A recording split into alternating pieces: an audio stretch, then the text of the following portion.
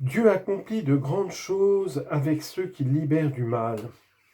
Discours du pape Léon XIV aux participants à la journée internationale contre l'abus et le trafic de drogue.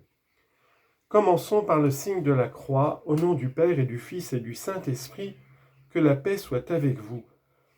Bienvenue à tous et j'espère que le soleil ne sera pas trop fort, mais Dieu est grand et nous accompagnera.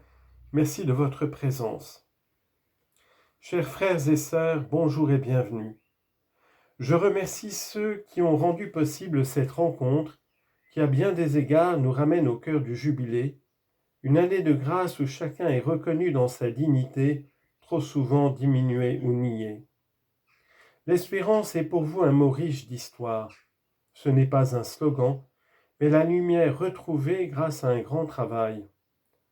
Je voudrais donc vous redire ce salut qui change le cœur, la paix soit avec vous.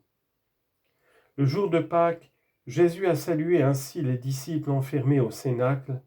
Ils l'avaient abandonné, ils croyaient l'avoir perdu pour toujours, ils étaient effrayés et déçus.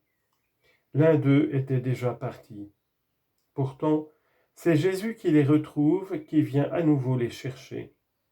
Il entre par les portes closes, là où ils sont comme enterrés vivants. Il apporte la paix, il les recrée par le pardon, il souffle sur eux, c'est-à-dire qu'il insuffle l'Esprit Saint, qui est le souffle de Dieu en nous. Quand il n'y a plus d'air, quand il n'y a plus d'horizon, notre dignité s'étiole. N'oublions pas que Jésus ressuscité vient encore et apporte son souffle vital. Il le fait souvent, à travers ceux qui franchissent nos portes closes et qui, malgré tout ce qui a pu se passer, voient la dignité que nous avons oubliée ou qui nous a été refusée. Très cher, votre présence ici est un témoignage de liberté. Je me souviens que lorsque le pape François entrait dans une prison, même lors de son dernier jeudi saint, il se posait toujours cette question: pourquoi eux et pas moi? La drogue et les addictions sont une prison invisible que vous avez connue et combattue de différentes manières. Mais nous sommes tous appelés à la liberté. En vous rencontrant, je pense à l'abîme de mon cœur et de tout cœur humain. C'est un psaume, c'est-à-dire la Bible, qui appelle abîme le mystère qui nous habite.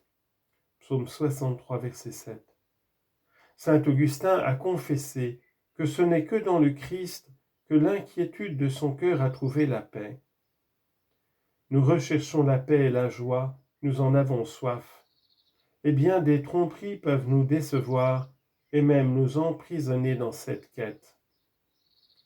Regardons autour de nous cependant, et lisons sur le visage de l'autre un mot qui ne trahit jamais: ensemble.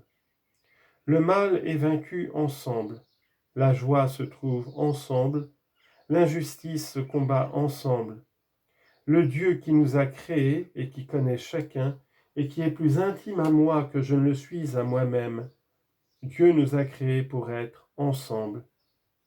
Bien sûr, il existe aussi des liens qui blessent et des groupes humains où la liberté fait défaut. Mais même ceux-là, on ne peut les vaincre qu'ensemble, en faisant confiance à ceux qui ne profitent pas à nos dépens, à ceux que nous pouvons rencontrer et qui nous accueillent avec une attention désintéressée. La journée d'aujourd'hui, frères et sœurs, nous engage dans un combat qui ne peut être abandonné tant qu'autour de nous, quelqu'un est encore prisonnier de diverses formes d'addiction.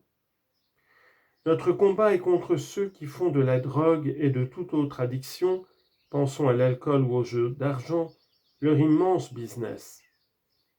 Il existe d'énormes concentrations d'intérêts et des organisations criminelles ramifiées que les États ont le devoir de démanteler. Il est plus facile de combattre leurs victimes.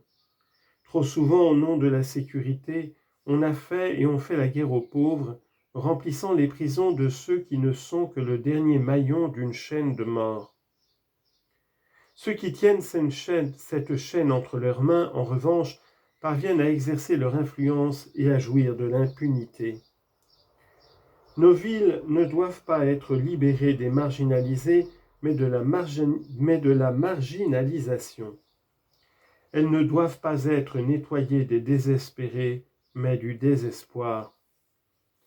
Comme elles sont belles, les villes qui dépassent la méfiance malsaine et intègrent ceux qui sont différents et qui font de cette intégration un nouveau facteur de développement. Comme elles sont belles, les villes qui, même dans leur architecture, sont remplies d'espaces qui regroupent, mettent en relation et favorisent la reconnaissance de l'autre. Le jubilé nous montre la culture de la rencontre comme chemin vers la sécurité, nous invite à restituer et à redistribuer les richesses injustement accumulées comme chemin vers la réconciliation personnelle et civile. Comme au ciel, ainsi sur la terre.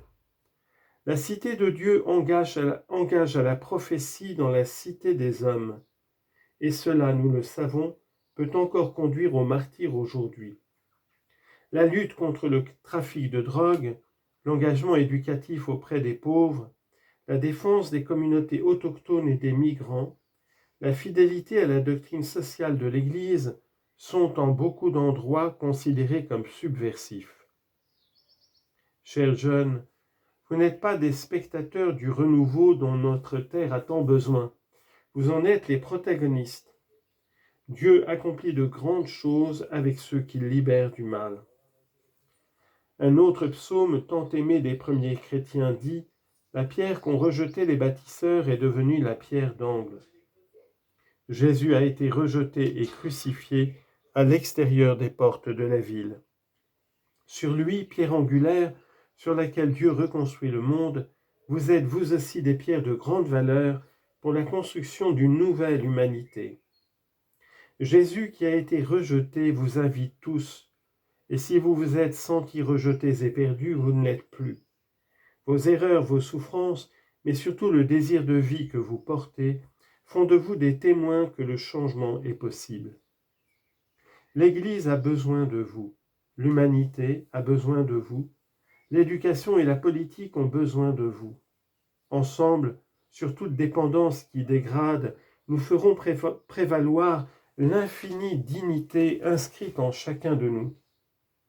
Malheureusement, cette dignité ne brille parfois que lorsqu'elle est presque totalement perdue. Alors survient un sursaut, et il devient évident que se relever est une question de vie ou de mort. Eh bien, aujourd'hui, la société tout entière a besoin de ce sursaut.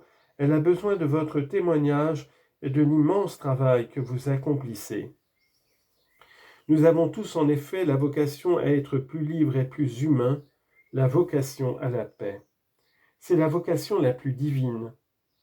Allons de l'avant ensemble en multipliant les lieux de guérison, de rencontre et d'éducation, des parcours pastoraux et des politiques sociales qui partent de la rue et ne laissent jamais personne pour perdu. Et priez aussi pour que mon ministère soit au service de l'espérance des personnes et des peuples, au service de tous. Je vous confie à la conduite maternelle de la très sainte Vierge Marie et je vous bénis de tout cœur. Merci.